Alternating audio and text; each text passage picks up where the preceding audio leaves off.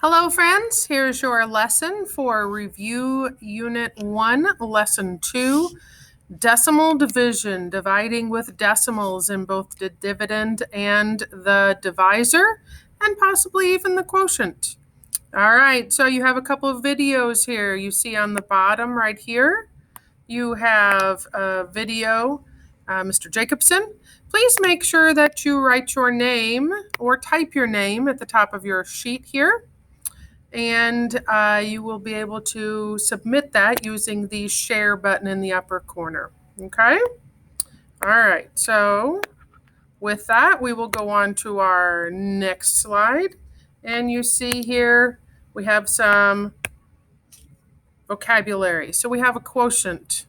Once we look at the quotient, is just simply the answer in a division problem. Okay? Divisor is the number that is outside. This is the divisor on the outside of a division problem. For example, if you have 6 divided by 2, 2 is the divisor. Dividend, same problem. 6 divided by 2, 6 is the dividend. A repeating decimal. Usually you see this when we are dividing and we have a decimal that just goes on and on and on and on. And so in order to write that, we're going to write it as 0.3 repeating. And we put a bar over only the answer that is repeating, only the digits that are repeating. A terminating decimal, the word terminate means to end. So if I have 25 hundredths, that ends. And so that is your terminating decimal. All right. So what are we going to do here? Well, you are going to take these and you are going to put them over to where they belong. For example, I'm dividing. What do you do if you have a decimal in the dividend? All right, so here's the dividend. And I say 2 can divide into 7. So our first step is to divide, and I bring that over here. So 2 can divide into 7 3 times. And so I will put a 3 above here. And then what are we going to do? We are going to multiply. And so we multiply. Let's put this here. We are going to multiply 3 times 2, which is 6. And what do we do next? Well, we are going to subtract. So we subtract. What is 7 minus 6? 1. Well, we're not done yet, are we? And so we are going to bring down the next digit, which is a 5. And that means we will bring down, would be our step 4. All right, so normally, if that was all that was, we would check for our last answer. However, we're not done, okay? So let's go ahead and erase this here. And let's go ahead and solve this problem. So 2 can divide into 7 3 times. 2 can divide into 7 3 times. Let's get rid of this guy here.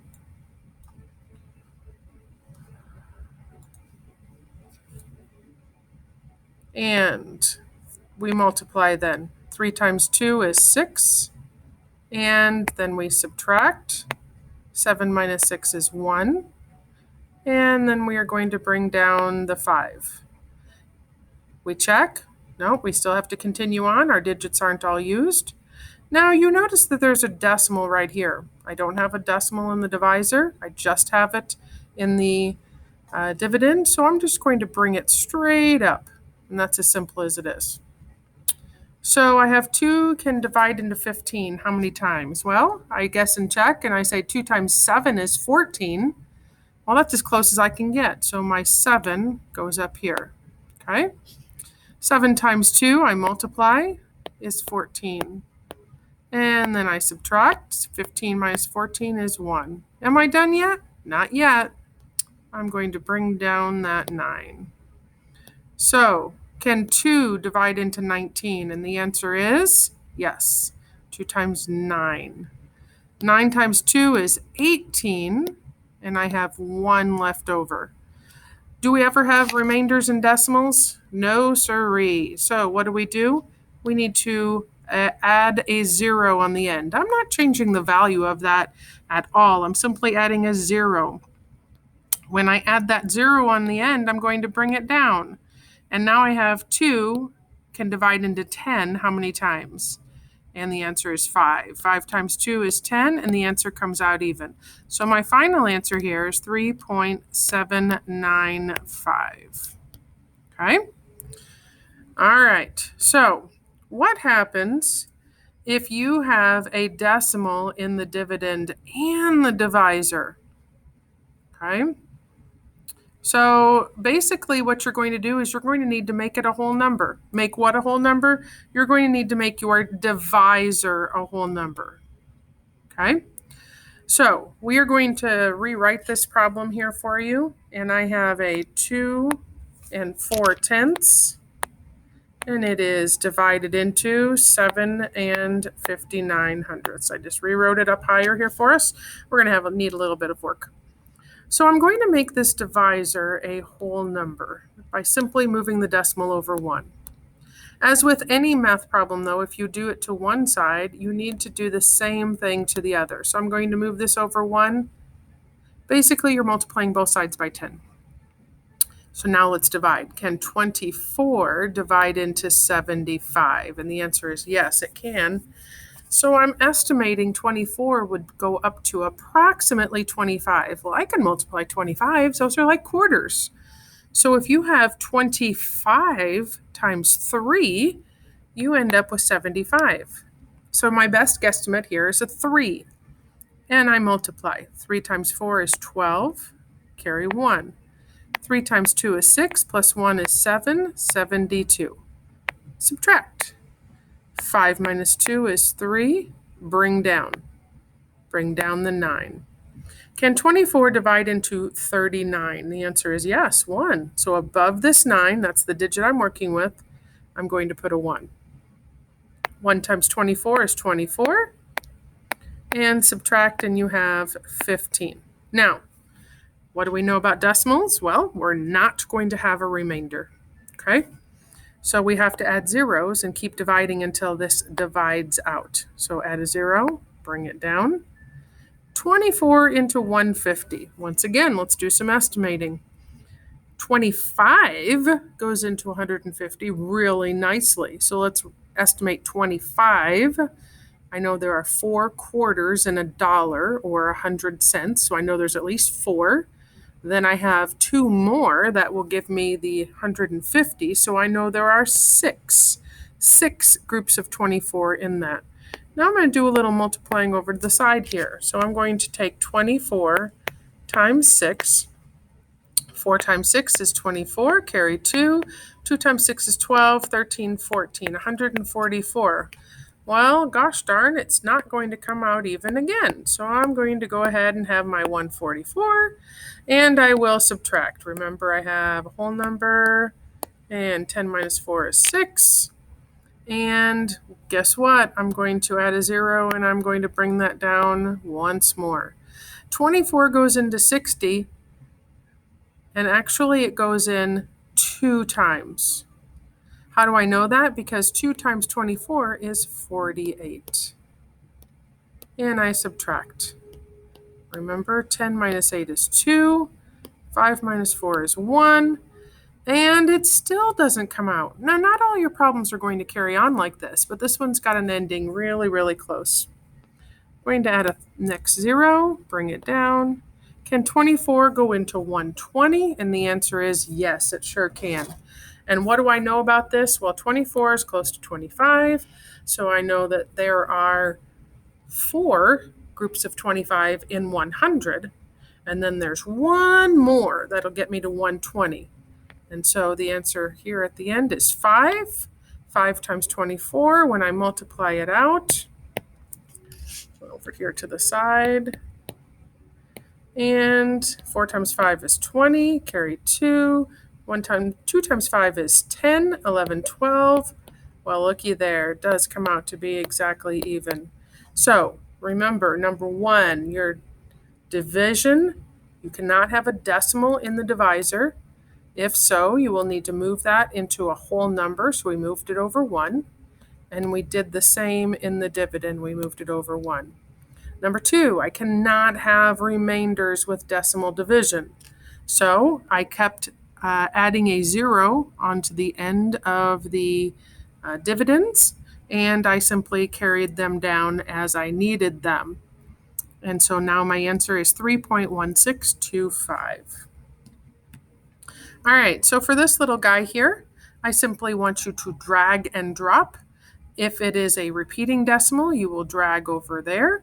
If it is a terminating or ending decimal that terminates or ends, we'll go on the left side. So 14 and 25 hundredths. I would drag him over to here. Okay. Now, how do I know that he's a repeating decimal? Well, let's look at his ending. 63, 63, 63. So if I were to write him, he would be written as 14 and 63 hundredths. Okay? All right, so you will continue on this page. And then we go on to our decimal division problems. All right, so these 3 here, you are going to fill in the blanks. You can just type those in with numbers. If you want to do this on paper and then take those answers and then transfer them over here, that it would be wonderful. For example, I know that 3 can divide into 6, and that's 2 times. So I'm simply going to put a 2 there. 2 times 3 is 6, and then I will put a 6 here. Okay? All right, let's continue on. So slide number 6. Oh dear. So here is where we have dividing with decimals in both the dividends and the divisors. Now, because I have decimals here, I need to get rid of those. I can't just erase them. I have to do whatever it takes to make them a whole number. In this case, I'm multiplying him by 10, which is moving him over 1. He is no longer here, but I also must move this decimal over 1.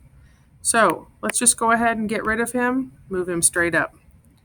7.5, he gets moved over to the right 1, no longer here, but I must also move the decimal here over 1. And I might as well just go ahead and put him up on top in my answer. 32 hundredths, 1, 2. I move him over 2 places to make him a whole number. So I must move this guy, 1, 2, over 2 places to make him a whole number as well. Okay, I will let you divide those on your own. So we go down here and we go to problem solving. All right, so a couple little things here. Number 1, area. Area is length times width. A lot of our chickadees, they seem to forget that. So when you have a rectangular garden, you're going to multiply the length times the width, and that's for your area. So if the width of the garden is 14.6, what's the length of the garden? Well, that means I have to do a little division problem. 197 and 1/10 divided by 14 and 6/10 will give me what the length is. Once again, no decimals in the divisor. Over to the right 1, multiply by 10. Over to the right 1, multiply by 10. Decimal straight up. Okay? So with that now, I'm going to take 146 divided into 197. 1 time, multiply, 146. 7 minus 6 is 1. 9 minus 4 is 5. Bring down the 1, and you can take it from there. You'll finish out that division problem. Okay? All right, so you have a couple other problems here to do, and you will divide with each of these. Your test prep, you can practice those, but those are also going to be maybe pretty familiar when you get them to the exit slip that you are required to do. Okay, so when you are done, you're going to share your work with me or Miss Sauce. You are going to make sure to add your first and last name to the title page. You will come up here to the share button and you will start typing in one of our names. And when you do that, then it will bring it up. You simply click on our name, click done, and send. And it will send it to us. Remember, you will get points for your lesson. You will get points for your lesson. You also will get points for your exit slip. Okay. All right. So there are a few things that we need to do without a calculator. This just happens to be one of them. I have faith in you. You can do this. If you have any questions, please let us know.